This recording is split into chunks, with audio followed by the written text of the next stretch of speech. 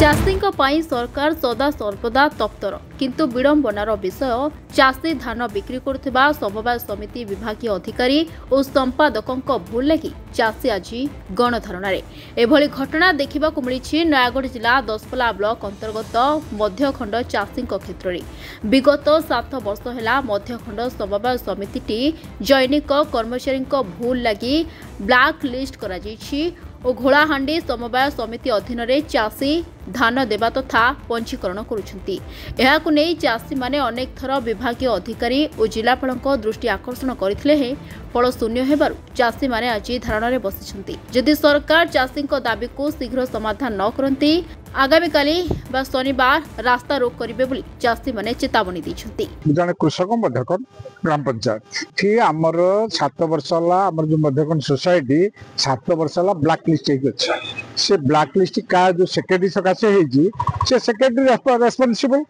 ता सेक्रेटरी विषय रे हमर ए माने चाषी माने किमिदी हैरान हेबे नाही बोली कि हमर जो कर्मकर्ता अछंती बारंबार ताको 7 वर्ष ला रिपोर्ट दैछन ऑफिसर्स मानको कार्यक्रम सुन तेणु बाध्य है कि चाष मैंने 7 वर्ष हैरान है बाध्य है कि आज 200 चाष आसिक बसुँच से पंजीकरण हम मध्यखंड आउ से घोड़ाहांडी जीवे ना निज सोसाइटी मंडी पंजीकरण हम एवं सुविधा सुजोग पाइबे सोसाइटी जहाँ लाभ अन्य माने नेउचंती आम सोसाइटी चाष मैंने किसी पाइबार ना मध्यखंड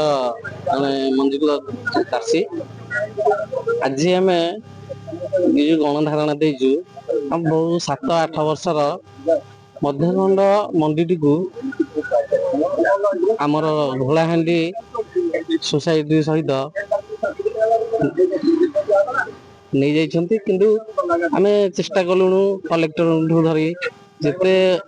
विभाग अच्छी कर्मचारी समस्त पाखक लिखित आकार आम फिजिकल जाइए निजे कहवा सत्वे भी आर किसी समाधान करना घोड़ाहांडी अंडर आम चाषी मैंने कहीं भी राजी ना क्या आम निज गाँव में आम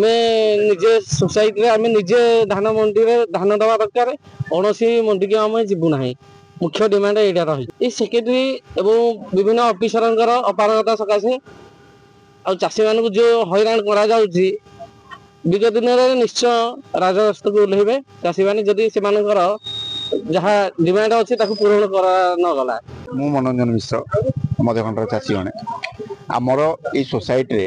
7 वर्ष है से घोड़ाहांडी सोसाइटी अंडर रे आम मंडीटा चलती फल आम लोक मैंने बहुत हैरान हरकत होती कारण ये 20,000 खंडे परिवार ये बसवास करती धान से मध्यखंड देवे मध्यखंड देकी मध्यखंड सोसाइटी से पाइबा कथा चेक किंतु एमाने कौन होची एमाने प्रशासन तांकर उदासीनता करी से देई घोड़ाहांडी अंडर रे घोड़ाहांडी सेक्रेटरी तार से कौन कर तार जो आसो ए दिन आस से दिन आस लोक मैंने से फल हैरान होती धान देकी आम आउ हैरान होगा चाहूनु कि आम मध्यखंड सोसाइटी आम सोसाइटी था थाउ आमर लाभांश अन्य गोटे सोसाइटी नब यहाँ भी आम चाहूनु आम चाहूँ मध्यखंड रे मंडी हो मध्यखंड सोसाइटी लाभवान हो। मध्यखंडर कृषक भाई मान उद्दिष्ट कोऑपरेटिव सोसाइटी धान क्रय प्रक्रिया रे केमती सामिल हम से ये गोटे दाबी बहुत दिन है रही एवं विधिवत भाव में दाबी को विभिन्न समय उपस्थापन कराई आपण मैंने देखुए मुझे भी विधानसभा कथा भी उठे एवं विधिवत भाव में कृषक भाई माने सम्मिलित भाव में आमर जिलापाल महोदय को 5-7 दिन तले जाकि गोटे लिखित भाव अभियोग करते जे अलग जिला मानकर एभली कोऑपरेटिव सोसाइटी गुड़िक चालू करने प्रक्रिया आरंभ कर सारे हो सारे तेणु आमर अनुरूप भाव में युग करा द्वारा व्यापक भाव में कृषक भाई माने उद्दिष्ट जो संस्था जो रॉयल्टी पाइबा कथा विभिन्न बेनिफिट पाइबा कथा से वंचित होती तेणु से डिमांड रे जो कथा आज यहाँ पुनः चालू करने जो डिमांड रही जिते बड़े निर्दिष्ट समय सीमा चली जाइए आज कृषक भाई माने समवेत होकर आज